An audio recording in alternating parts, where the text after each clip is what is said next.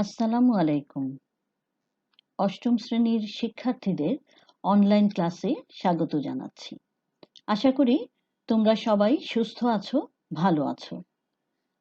আজ আমরা বিজ্ঞান বিষয়ে অধ্যায় 14 অর্থাৎ পরিবেশ এবং বাস্তুতন্ত্র নিয়ে আলোচনা করব। আজকের পাঠ 1 ও 2। এবার আমরা একটি চিত্র দেখব। একটু খেয়াল করে দেখো, এটি কিসের চিত্র? পুকুরের, তাই না? অর্থাৎ এটি একটি স্বাদু পানির পরিবেশ। এখানে কি কি আছে চলো আমরা দেখি। এখানে আছে ছোট মাছ, বড় মাছ, বিভিন্ন উদ্ভিদ, তাছাড়াও মাটি আছে, পানি আছে। পুকুরের নিচে যে মাটিটা দেখতে পাচ্ছ, যেখানে কাদা লেখা, এখানে কিছু জড় উপাদান আছে, জৈব যৌগও আছে। এছাড়া এখানে যে ছোট ছোট উদ্ভিদগুলো আছে, যা কিনা স্বাভাবিকভাবে আমরা সাধারণভাবে মাইক্রোস্কোপ ছাড়া চোখে দেখা যায় না, তাদেরকে আমরা বলি ফাইটোপ্ল্যাঙ্কটন। এছাড়া কিছু এরকম ছোট ছোট প্রাণীও আছে, যাদেরকে আমরা বলি জুপ্ল্যাঙ্কটন। এই পানিতে আছে অক্সিজেন, হাইড্রোজেন, এছাড়া অনেক অন্যান্য উপাদান আছে। আচ্ছা, আমরা এই যে উপাদানগুলো দেখলাম, এরা কিন্তু এমনিতেই একসাথে অবস্থান করে না। এরা একসাথে অবস্থান করার একটা বিশেষ কারণ হলো এদের পারস্পরিক কিছু নির্ভরশীলতা। এরা কখনোই একা একা বেঁচে থাকতে পারবে না, সুস্থভাবে বেঁচে থাকতে পারবে না। খেয়াল করে দেখো, এখানে যে উদ্ভিদ আছে, সেই উদ্ভিদ কিন্তু তাদের পুষ্টি উপাদানগুলো নিচ্ছে মাটি থেকে। পুকুরের নিচে যে মাটি আছে, জৈব পদার্থ, অজৈব পদার্থ সমৃদ্ধ যে মাটি আছে, সেই মাটি থেকে পুষ্টি উপাদান নিবে। বায়ু থেকে নিবে অক্সিজেন। আবার কিছু কিছু উদ্ভিদ আছে যারা কিনা পানি থেকে অক্সিজেন নেবে। ছোট মাছগুলো ছোট ছোট কিছু শ্যাওলা জাতীয় উদ্ভিদকে খাদ্য হিসাবে গ্রহণ করবে, বড় মাছগুলো খাদ্য হিসেবে গ্রহণ করবে ছোট মাছকে। এভাবে পরস্পরের উপর এরা নির্ভরশীল। নির্দিষ্ট এই পরিবেশে বিভিন্ন উপাদানের মধ্যে এই যে নির্ভরশীলতা বা পারস্পরিক আদান প্রদান, এটাই হলো বাস্তুতন্ত্র। এই বাস্তুতন্ত্র এর মধ্যে থাকবে একটি নির্দিষ্ট পরিবেশ, অজীব উপাদান, কিছু জীব উপাদান, এবং এদের মধ্যে থাকবে পারস্পরিক আদান প্রদান। তাহলে আমরা একটি সংজ্ঞা স্থাপন করতে পারি, সংজ্ঞা দিতে পারি এভাবে বাস্তুতন্ত্রের, যে কোনো একটি নির্দিষ্ট পরিবেশের অজীব ও জীব উপাদান সমূহের মধ্যে পারস্পরিক ক্রিয়া, আদান প্রদান ইত্যাদির মাধ্যমে পরিবেশে যে তন্ত্র গড়ে ওঠে, তাকেই বাস্তুতন্ত্র বলে। এবার আমরা দেখব বাস্তুতন্ত্রের উপাদান সমূহকে। একটি ছকের মাধ্যমে খুব সহজেই কিন্তু বাস্তুতন্ত্রের উপাদানগুলোকে উপস্থাপন করা যায় এভাবে। বাস্তুতন্ত্রের উপাদানগুলোকে প্রধানত দুটি শ্রেণীতে ভাগ করা যায়। একটি হলো জড় উপাদান, আরেকটি হলো জীব উপাদান। জড় উপাদান আবার ভৌত উপাদানও কিন্তু জড় উপাদানেরই একটি অংশ। জড় উপাদান বা ভৌত উপাদানকে আমরা দুটি অংশে ভাগ করতে পারি। একটি হলো অজৈব বস্তু, আরেকটি হলো জৈব বস্তু। অজৈব বস্তুকে আমরা অজৈব উপাদান বলতে পারি, আবার জৈব বস্তুকে জৈব উপাদানও বলতে পারি। এছাড়া জীব উপাদানের মধ্যে রয়েছে উৎপাদক, খাদক এবং বিয়োজক। খাদককে আবার আমরা চারটি শ্রেণীতে ভাগ করতে পারি। প্রথমটি হলো তৃণভোজী বা প্রথম স্তরের খাদক, দ্বিতীয়টি হলো মাংসাশী বা দ্বিতীয় স্তরের খাদক, আর 3 নম্বরে আছে দেখো তৃতীয় স্তরের খাদক, এবং শেষে দেখতে পাচ্ছি সর্বোচ্চ খাদক। আমরা অনেক সময় দেখি এই সর্বোচ্চ খাদক আবার তৃতীয় স্তরের খাদকেরই সমসাময়িক হয়ে যায়। অর্থাৎ অনেক সময় দেখা যায় যে তৃতীয় স্তরের খাদকই সর্বোচ্চ খাদক হিসেবে কাজ করে। এ সম্পর্কে আমরা পরবর্তীতে আরো ভালো করে জানব। এখন আমরা দেখব বাস্তুতন্ত্রের অজীব বা জড় উপাদান কারা। অজৈব বা ভৌত উপাদান পানি, বায়ু, আলো, তাপ, আর্দ্রতা ও মাটিতে অবস্থিত বিভিন্ন খনিজ পদার্থ যেমন ক্যালসিয়াম, পটাশিয়াম, লৌহ, নাইট্রোজেন, অক্সিজেন, কার্বন ডাইঅক্সাইড ইত্যাদি। এগুলো হলো বাস্তুতন্ত্রের অজৈব বা ভৌত উপাদান। এরপরে আছে জৈব উপাদান। জৈব উপাদানগুলো হলো যে সকল জীবের যে বর্জ্য পদার্থ এবং মৃত ও গলিত দেহ অবশেষ, অর্থাৎ কোনো জীব থেকে যে বর্জ্য পদার্থ আমরা পাই সেগুলো হচ্ছে জৈব উপাদানের অন্তর্ভুক্ত। এছাড়াও আছে হলো যে যখন কোনো জীব অর্থাৎ উদ্ভিদ এবং প্রাণী যখন মারা যায় সেই মৃত দেহ থেকে যে গলিত দেহ অবশেষ অর্থাৎ দেহে যে অবশেষটা পাই সেটাই হলো জৈব উপাদানের অন্তর্ভুক্ত। এরপরে আমরা দেখব জীব উপাদানের মধ্যে কোন কোনগুলো পড়ছে, অর্থাৎ কোন উপাদানগুলোকে আমরা জীব উপাদান বলবো। প্রথমেই আমরা পরিচিত হব উৎপাদকের সাথে। উৎপাদক কি? আমরা ছকে দেখেছিলাম জীব উপাদানের প্রথমেই ছিল হলো উৎপাদক, তাই না? সেই উৎপাদক হলো তারাই যারা নিজের খাদ্য নিজেরা তৈরি করতে পারে, যেমন সবুজ উদ্ভিদ। তোমরা সবাই জানো যে আমাদের পৃথিবীতে শুধুমাত্র সবুজ উদ্ভিদই নিজের খাদ্য নিজে তৈরি করতে পারে একটি বিশেষ প্রক্রিয়ায়, যার নাম হলো সালোক সংশ্লেষণ। সালোক সংশ্লেষণের মাধ্যমে সবুজ উদ্ভিদই শুধু নিজের খাদ্য নিজে তৈরি করতে পারে। এরাই হলো জীব উপাদান। এবং বাস্তুতন্ত্রের যে সকল প্রাণী আছে সেই সকল প্রাণী খাদ্যের জন্য কিন্তু প্রত্যক্ষ এবং পরোক্ষভাবে এই উৎপাদক বা সবুজ উদ্ভিদের উপর নির্ভরশীল। এরপরেই আছে খাদক বা ভক্ষক শ্রেণী।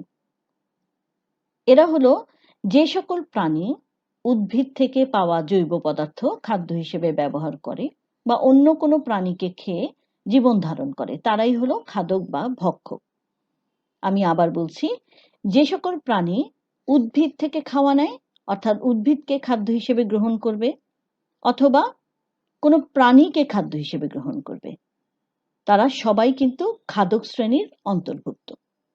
এই খাদক শ্রেণীর অন্তর্ভুক্ত তিনটি স্তর আমরা দেখেছি ছকের মধ্যে। তার প্রথমটি হলো প্রথম স্তরের খাদক। এরা উদ্ভিদভোজী বা তৃণভোজী, অর্থাৎ এরা শুধুমাত্র উদ্ভিদ খেয়ে বেঁচে থাকে। যেমন ছোট কীটপতঙ্গ, গরু, ছাগল। এখানে মানুষের নামও আছে, তবে মানুষ কিন্তু অনেকেই আছে যারা শুধুমাত্র ভেজিটেবল খেয়ে বেঁচে থাকে, ভেজিটেরিয়ান যাদেরকে বলা হয়ে থাকে। এরা মাংস জাতীয় কোনো কিছু খায় না, অর্থাৎ প্রাণীকে তারা খাদ্য হিসেবে গ্রহণ করে না। তারাও কিন্তু শুধু প্রথম স্তরের খাদক হিসেবেই গণ্য হবে। কেমন?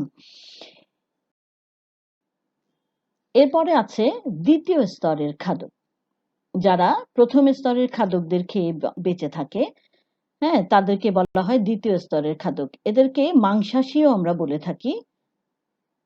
এদের মধ্যে আছে বিভিন্ন পাখি, ব্যাঙ, মানুষ ইত্যাদি।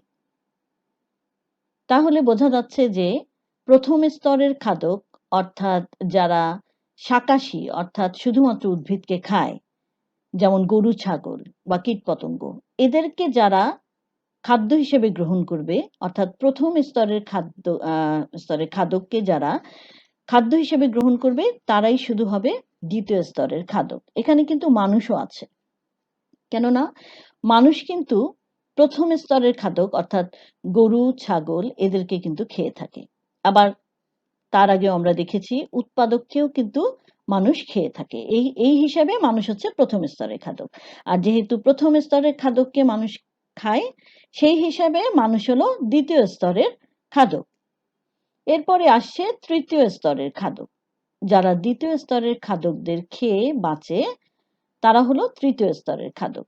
অনেক ক্ষেত্রে এই তৃতীয় স্তরের খাদক সর্বোচ্চ স্তরের খাদক হিসেবেও বিবেচিত হয়, অর্থাৎ এরপরে এদেরকে আর কোনো খাদক খাদ্য হিসেবে গ্রহণ করবে না। তৃতীয় স্তরের খাদকরাই অনেক ক্ষেত্রে সর্বোচ্চ স্তরের খাদক। এদের মধ্যে আছে কচ্ছপ, বক, ব্যাঙ, মানুষ। আবারও কিন্তু আমরা মানুষকে এখানে পাচ্ছি। আচ্ছা, সর্বোচ্চ স্তরের খাদক হিসেবে যাদেরকে আমরা দেখলাম তাদেরকে একটু বলছি তাদের সম্পর্কে, যে সর্বোচ্চ স্তরের খাদক হলো তারাই যারা কিনা তৃতীয় স্তরের খাদকও হতে পারে এবং এদেরকে অন্য কোনো প্রাণী আর খাদ্য হিসেবে তেমনভাবে গ্রহণ করে থাকে না। এখন আসছে সর্বভুকের বিষয়টি। সর্বভুক কি? তোমরা কিছুক্ষণ আগেই মানুষকে দেখলে, মানুষকে আমরা ৩ টা স্তরে দেখালাম যে ১ম স্তরের খাদক, ২য় স্তরের খাদক এবং ৩য় স্তরের খাদক। প্রত্যেক ক্ষেত্রেই কিন্তু উদাহরণ হিসেবে মানুষকে আমরা দেখতে পেলাম, তাই না? তো এমন কোনো প্রাণী আছে যারা একাধিক স্তরের খাবার খায়। এদেরকেই বলা হচ্ছে সর্বভুক, যেমন মানুষ। ঠিক আছে? এরপরে বাস্তুতন্ত্রের জীব উপাদানগুলোর মধ্যে একদম শেষে যেই স্তরটি আছে তারা হলো বিয়োজক। পরিবেশের বিশেষ কিছু অণুজীব মৃত উদ্ভিদ এবং প্রাণীদেহে রাসায়নিক বিক্রিয়া ঘটায়। ফলে মৃতদেহ ক্রমশ ভেঙে যায় এবং বিভিন্ন জৈব ও অজৈব পদার্থ উৎপন্ন হয়। এরা পচনকারী নামেও পরিচিত। আমি আবার বলছি, পরিবেশে বিশেষ কিছু অণুজীব আছে। তারা কি করে? উদ্ভিদ আর প্রাণীদেহ যখন মানে মৃত যখন হয়ে যায় কোনো উদ্ভিদ বা প্রাণী, তাদের দেহের উপর বিভিন্ন রাসায়নিক বিক্রিয়া তারা ঘটাবে এবং মৃতদেহকে আস্তে, আস্তে ভেঙে ফেলবে। ফলে ওই মৃতদেহ থেকে অনেক ধরনের জৈব এবং অজৈব পদার্থ তৈরি হবে এবং পরবর্তীতে এরা মাটিতে মিশে যায়। এরা এই কারণে পচনকারী নামে পরিচিত। এই বিয়োজকের উদাহরণ হলো বিভিন্ন ব্যাকটেরিয়া এবং ছত্রাক। এদের কর্মকাণ্ড কিন্তু খুবই গুরুত্বপূর্ণ, যেহেতু এরা যদি না থাকতো তবে কিন্তু কোনো মৃতদেহই ভেঙে যেত না, পচে যেত না। ফলে কিন্তু সমস্ত পৃথিবী মৃতদেহে কিন্তু ভরে যেত। ভেঙে না গেলে আরেকটা সমস্যা হচ্ছে যে মাটির সাথে মিশে যেত না এবং মাটিতে যে আমাদের বিভিন্ন উপাদানের প্রয়োজন হয়, মাটির মধ্যে যে বিভিন্ন গুরুত্বপূর্ণ উপাদানগুলো থাকে, সেই উপাদানগুলো কিন্তু এই বিয়োজকের কার্যকারিতাতেই মাটিতে আসে। মাটি সমৃদ্ধ হয় এভাবে এবং পরবর্তীতে মাটি থেকে উৎপাদক অর্থাৎ সবুজ উদ্ভিদ কিন্তু পুষ্টি উপাদান হিসেবে এই জৈব এবং অজৈব উপাদানগুলোকে গ্রহণ করে এবং পরবর্তীতে আমাদেরকে খাদ্য দান করে। খাদ্য তৈরি করে সেই খাদ্যগুলোকে আমাদেরকে দেয় এবং আমরা সেগুলোকে আবার খাদ্য হিসেবে গ্রহণ করি। ঠিক আছে?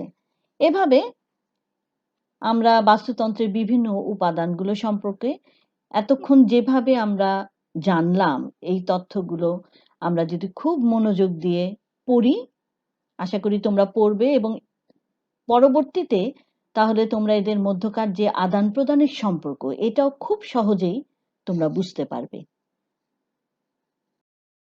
আজকের এই পাঠ থেকে তোমাদের কিছু বাড়ির কাজ দিচ্ছি।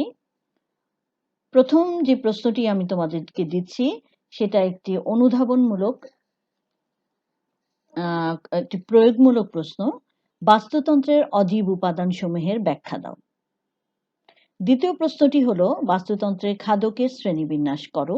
এটিও একটি প্রয়োগমূলক প্রশ্ন। এবং ৩ নম্বরে যে প্রশ্নটি আছে সেটি একটি উচ্চতর দক্ষতা ভিত্তিক প্রশ্ন। বিয়োজক কিভাবে বাস্তুতন্ত্রকে সচল রাখে আলোচনা করো।